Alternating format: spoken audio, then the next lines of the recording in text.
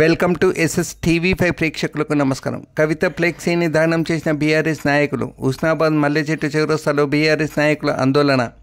హరీష్ రావుపై కవిత చేసిన వ్యాఖ్యలను ఖండిస్తూ ఆమె ఫ్లెక్సీని దానం చేసిన బీఆర్ఎస్ నాయకులు. కవిత బీజేపీ నాయకులకు అమ్ముడుపోయినట్లు వ్యవహరిస్తుందని అహగ్రం పార్టీ నాయకులను కించపరిచే ప్రయత్నాలు సహించబోమని హెచ్చరించారు. రాష్ట్ర వ్యాప్తంగా పార్టీల కార్యాలయాల్లో పోస్టర్ల తొలగింత, ఫ్లెక్సీలు, కటౌట్లు, బ్యానర్లను తొలగించిన పార్టీ శ్రేణులు. కవితకు వ్యతిరేకంగా హుస్నాబాద్లో ధర్నా. ఎమ్మెల్సీ కవితను బీఆర్ఎస్ పార్టీ నుంచి సస్పెండ్ చేసిన నేపథ్యంలో రాష్ట్ర వ్యాప్తంగా పార్టీ కార్యాలయాల్లో ఆమె పోస్టర్లు, బ్యానర్లను తొలగించారు. తెలంగాణ వ్యాప్తంగా ఆయా కార్యాలయాల లోపల వెలుపల ఉన్న ఫ్లెక్సీలను, కటౌట్లను, బ్యానర్లను పార్టీ శ్రేణులు తొలగించారు.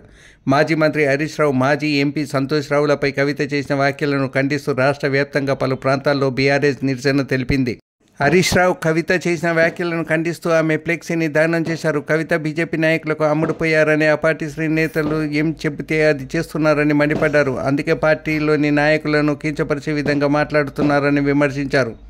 కవిత ఇష్టారీతిన మాట్లాడితే ఊరుకునేది లేదని హెచ్చరించారు. కేసులకు భయపడి కవిత బీజేపీ నేతలకు చెప్పినట్లు నడుచుకుంటున్నారని ఆరోపించారు. ఇది ఇలా ఉంటే పార్టీ ఉంటే ఎంత, పోతే ఎంత అని మీరు ఉంటే ఎంత, పోతే ఎంత అని పార్టీ అంటుంది అని మాజీ మంత్రి సత్యవతి రాథోడ్ విమర్శించారు.